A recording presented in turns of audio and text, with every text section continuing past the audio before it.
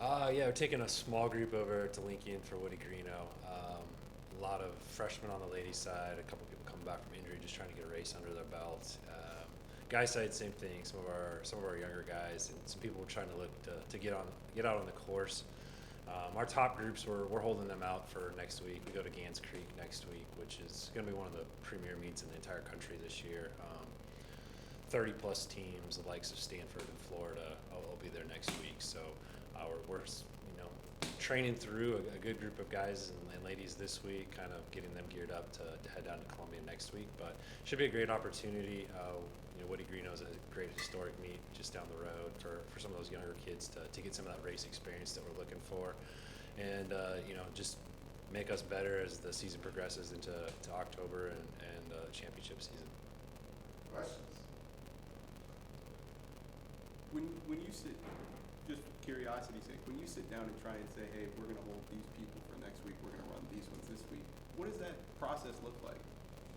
Yeah, there's a lot that goes into that process. That process starts way back in June, July. When we start to look at what our goals are for the season.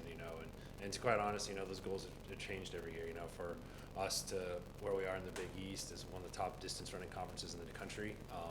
And let's look at the regional, and what that goal meet is for us. And it sets up a little bit differently, especially on the men's side. Women they'll run 5K at Woody Greeno this week, and then they move to 6K, and it stays at 6K. Whereas the men will be 8K through Big East, and then they jump all the way to 10K for the regional. So that's a lot to manage, especially with some of our young freshmen and things like that on the men's side, moving all the way up to 10K when they're in 5K in high school.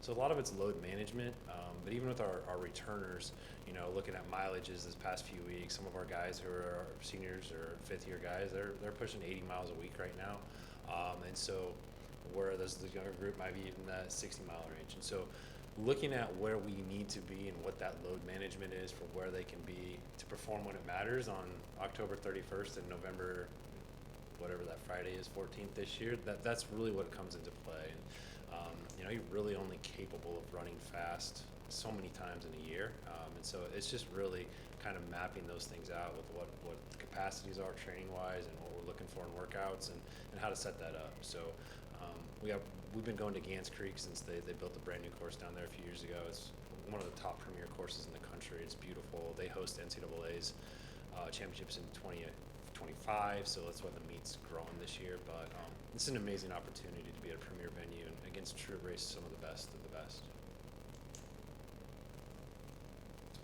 Have you kind of in that same vein tried to tell some of the runners this weekend, like, hey, this is a really good opportunity for you to maybe get in a different group, maybe be able to race at Gans Creek in the future? Yeah, absolutely, 100%, absolutely. That's we're looking at this. There'll be two ladies that'll probably run at Gans Creek next week that are actually doubling back this week. We're just trying to get them. One of them being a freshman, get her in a bigger meet before she goes to 300 some people at the start next week. Our home meet, it's different. Our home meet, we have 8 teams there, and 15 to 20 runners apiece, and you double that up at Gans Creek, and that's an entirely different experience as a high school runner, especially someone who's used to be at the front of the pack. And now you might be having the best race of your life, but you might be in 150th place, and that perception of what that's like. So that's the reason, Mads is going to run on Friday or on Saturday, and then she'll bounce back to Gans Creek next week.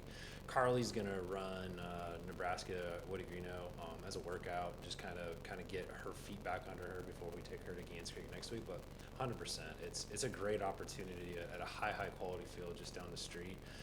But from a training perspective, kind of how we look at that is the number of weeks we have between Gans Creek and then our home meet and then Big East, and what set up our best for our training calendar, and that's what we made those decisions.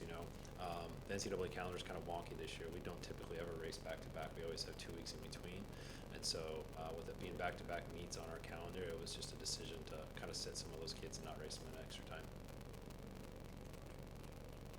Does it help you to run the same courses consistently year after year, where you can kind of compare times and where your team's at to evaluate? Yeah, I think there's definitely some value to that. Knowing the courses, especially if you've been there as a couple years now. Like we know the Gans Creek course, and it's a beautiful course. There's always the things like weather and the conditions, or even the field. Coach Ferris and I were talking about that yesterday. where we were last year at Gans Creek, you know, we were having a phenomenal day, and you know, just missed having a great day there. With the weather kind of impacted, you know, Ryan went down about 200 meters to go, and drastically changed our scoring opportunities. But at the same time, the field is, I don't know, went from a B plus to a high A maybe. And so, you know, last year was a couple guys that took it out at Gans Creek, and this year it won't be just a couple guys. There'll be a dozen guys that take that out at a very elite caliber race, and you know that's going to impact scoring and it's going to impact placing, but we still think we have an opportunity to have a great day. Any other questions for Coach? Might have a question. Got any questions, buddy? High shoes and how you stay up when shoes. I don't know the answer to that one, bud. All right, thank you. Thank you.